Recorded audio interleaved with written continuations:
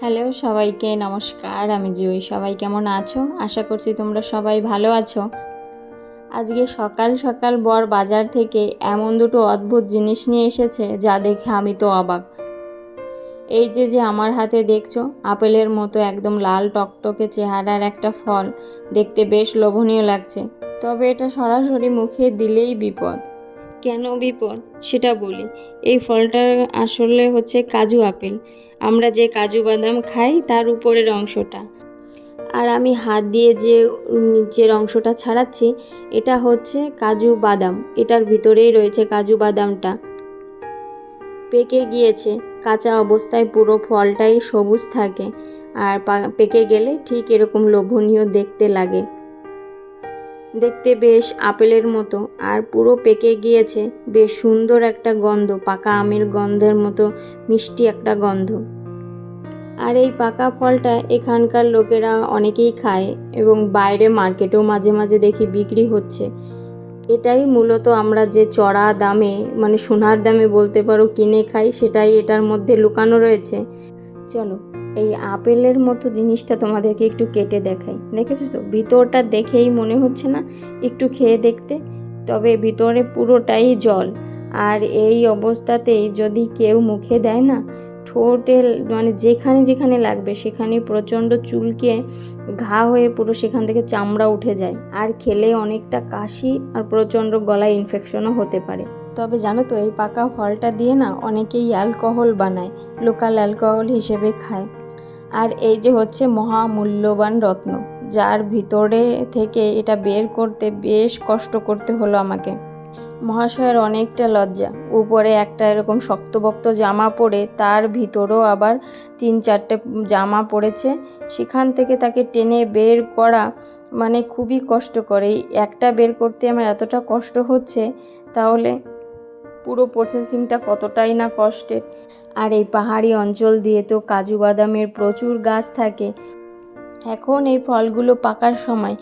এখন জানো তো, ওই গ্রামের দিকে দেখি বট গাছের মতো কি বড় বড় কাজু বাদামের গাছ হয়ে রয়েছে, আর নিচ দিয়ে কিছু কিছু ফল পড়েছেও, কেউ ছুঁয়ে দেখে না। আসলে ছুঁয়ে দেখেই তো আর খেতে পারবে না, এই কারণেই ওইভাবে পড়ে থাকে। যার গাছ সে এসে কুড়িয়ে নিয়ে মানে এক জায়গায় জমা করে, তারপর ওটা এইভাবে ফল ছাড়িয়ে বিক্রি করে। তবে জানো তো, এই গাছ থেকে পেড়ে এইভাবে ফল ছিঁড়েই বিক্রি করা যায় না। এই ফলটাকে আলাদা করে রোদ্রে শুকাতে হয়, অনেকটা খাটনির কাজ আর কি। সকালে বাজার থেকে এনেছিল এই ফলগুলো। এই ফলগুলো দেখে কেউ চিনতে পারছো এটা কি ফল? এটা আসলে তালের শাঁস। ভিতরের যে নরম অংশটা থাকে না, সেটাই এখানে এইভাবেই ছাড়িয়ে বিক্রি করা হয়। ভিতরের জলটা অবধিও বেরোয় না, এত নিখুঁতভাবে কাটে না, মানে দেখলেই ভীষণ ভাল লাগে। ঘরে এনে শুধু ওই উপর থেকে ছুরি বা একটু চামচ দিয়ে উপরের খোসাটা ছাড়িয়ে নিলেই হয়। ওই পুরো জিনিসটা এনে তাকে কেটে হেঁচড়ে বের করে যে খাওয়ার কষ্টটা, সেটা আর করতে হয় না। আমি একটা ওই ছুরির সাহায্যে উপর থেকে একদম সহজেই ছাড়িয়ে নিচ্ছি। এটা ছাড়াতে খুব বেশি একটা কঠিন কাজ বা অনেকটা সময়ও লাগে না, খুবই অল্প সময় হয়ে যায়। আর এটা খেতে আমাদের সবারই ভীষণ পছন্দ, বিশেষ করে মুগ্ধর। আমি এইদিকে এই ফলগুলো ছাড়াচ্ছি, তোমাদের কি দেখাবো, তার আগেই ও ছোঁ মেরে নিয়ে দৌড়াচ্ছে। ভিতরের একটারও মানে জল টল কিচ্ছু বেরোয়নি। খেতে যা দুর্দান্ত লাগে না, আমার ভীষণ ভালো লাগে। আর এনেছে এই পাবদা মাছগুলো। 1 কিলোর মতো পাবদা হবে জানো তো, আর সাইজটাও কিন্তু বেশ বড়।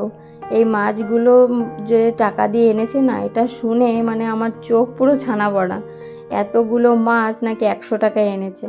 আসলে এখানে খুব একটা স্বাভাবিকই এগুলো, জানো তো, কারণ এখানের মানুষ না খুব একটা এই ধরনের দেশি মাছগুলো খায় না। তার কারণেই এই মাছগুলোর দামটা এতটা কম হয়। আর সব সময় এটা পাওয়াও যায় না। এখন যেহেতু ওই ধান কাটা পড়েছে, চাষবাসের জমিগুলো একটুখানি শুকিয়ে গেছে, জলটা আটকা পড়েছে, তার জন্যই এই মাছগুলো আসে। তবে গ্রামের দিকে হয়তো মাঝে মাঝেই পাওয়া যায়। আমি পাবদা মাছগুলোকে সবগুলোকেই ভালো করে কেটে একটুখানি কাঁঠাল পাতা দিয়ে, জানো তো, উপর দিয়ে ঘষে ঘষে পরিষ্কার করে নিয়েছি। এবার মাছগুলোকে রান্না করার পালা। রান্না করব সর্ষে পাবদা। কতদিন পরে যে সর্ষে পাবদা খাবো তার ঠিক নেই, কারণ সব সময় তো আর এই ধরনের মাছ পাওয়া যায় না। মাছের সাইজটা কিন্তু বেশ বড় ছিল, ফোনে কিন্তু অতটা বোঝা যাচ্ছিল না, তবে আমি হাতে ধরছিলাম, মানে আমার হাতের সমান হবে। এই যে মাছগুলো হলুদ লবণ মাখালাম, এরকম অর্ধেকটা ফ্রিজে তুলে রেখেছি, সবগুলোরই মোটামুটি একই রকমের সাইজ। মাছগুলোকে তেলে ভাজতে বসিয়ে দেওয়ার সময় পুটুরানি কোলে উঠে হাজির। আর তেলের মধ্যে তো পাবদা ছাড়লে এমনিতেই একটু বেশি নাচানাচি করে, সেটার একটা ভয় ছিল, তাই অনেকটা দূর থেকে, মানে যতটা সম্ভব ততটা দূর থেকেই আমি তেলে মাছগুলোকে ছাড়ছিলাম। আর যতক্ষণ না আমি মাছটা ভাজলাম, জানো তো, পুটুরানিকে কিছুতেই আমি কোল থেকে নামাতে পারলাম না। এই হয় বাচ্চাদের আর এক মুশকিল, মানে ওরা যে কখন বুঝতে পারে মায়ের কোলে কখন উঠলে মা একটু চ্যালেঞ্জিংভাবে কাজ করতে পারবে। অনেকটা রিস্ক নিয়েই বলতে পারো মাছগুলো ভেজেছি। আর এই দিকে আমি একটুখানি ডাঁটা শাকও রান্না করছি। শাকের মধ্যে লঙ্কা দিয়েছি, তবে সবগুলোই গোটা, কারণ এই শাকটা দিয়ে আজকে বাচ্চাদেরকেও খাওয়াবো। ওইদিকে বাকি মাছগুলো ভাজা হচ্ছে, শাকটাও হতে থাক। ততক্ষণে আমি কিছুটা সর্ষে আর কিছুটা কাঁচা লঙ্কা নিয়ে একটুখানি ভিজিয়ে রাখলাম, পরে এটাকে পেস্ট বানিয়ে নেব। আমার কাছে সাদা সর্ষে ছিল না, তাই আমি কালো সর্ষেটাই দিলাম। যদি সাদাটা থাকতো তাহলে হাফ হাফ দিয়ে পেস্ট করতাম। আর এই দিকে আমি একটুখানি আদা পেস্টও করে নেব। অনেকেই হয়তো তোমরা আদা কুচিটা ব্যবহার করো, তবে আমি জানো তো আদা কুচি কোনো রান্নাতেই ব্যবহার করি না, কারণ আদা কুচি আমার মুখে পড়লে আমার খুব একটা ভালো লাগে না। তার জন্য আমি ওই আদার পেস্টটাই করি। আদা পেস্টটা করে নিয়ে পরে আমি শস্যটাও ভালো করে পেস্ট করে নিয়েছি।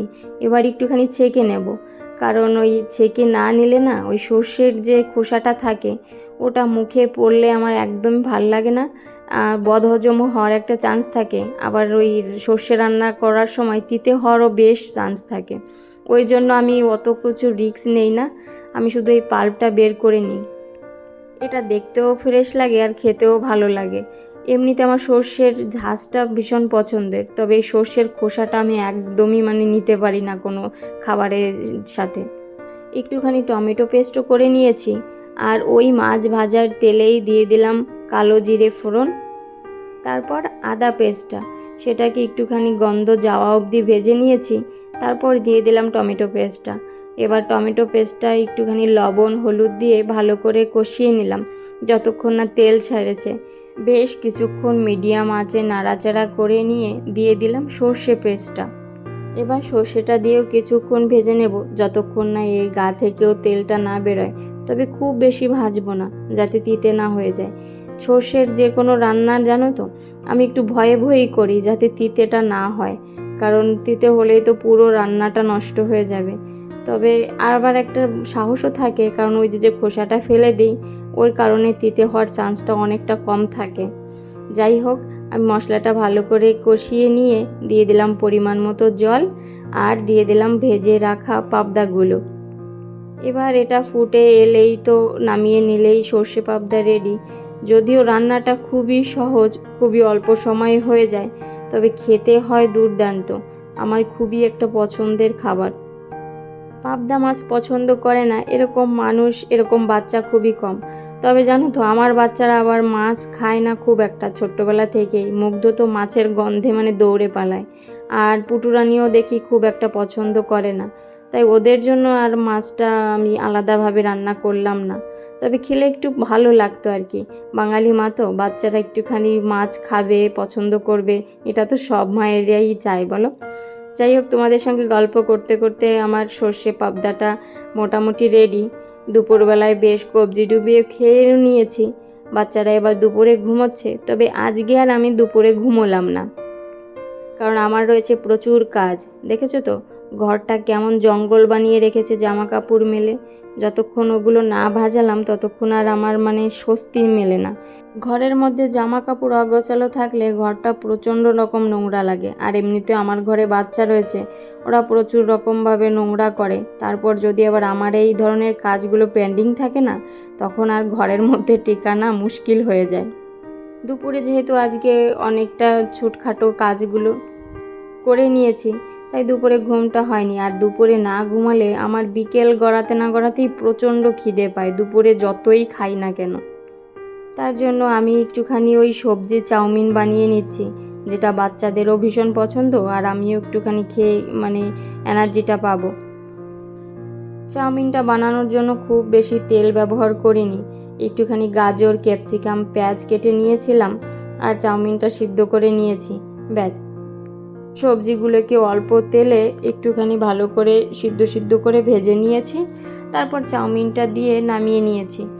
যেহেতু বাচ্চারাও খাবে তাই আমি আর ওই সাথে লঙ্কা দেইনি, তবে আমাদের জন্য উপর থেকে একটুখানি শসা, কাঁচা লঙ্কা আর পেঁয়াজ কুচি দিয়ে ছড়িয়ে দিয়েছি। এটা খেয়ে বিকেলবেলায় গিয়েছিলাম বাচ্চাদের নিয়ে উপরে, আর ওই ছাদেই যে আমার ফুল গাছটা রয়েছে না, সেখান থেকে কিছু ফুল ছিঁড়ে নিয়ে এসেছি। এবার একটুখানি জলে ভিজিয়ে রাখবো, কারণ এই ফুলটাতে না প্রচুর গন্ধ, ঘরটা পুরো একদম পজিটিভিটি এনার্জিতে ভরিয়ে দেয়, সুন্দর একটা গন্ধ ছড়ায়। চলো আজকের ভিডিওটা তবে এখানেই রাখি, যদি কিছু ভালো লাগে তাহলে অবশ্যই কমেন্টে জানিও। টাটা।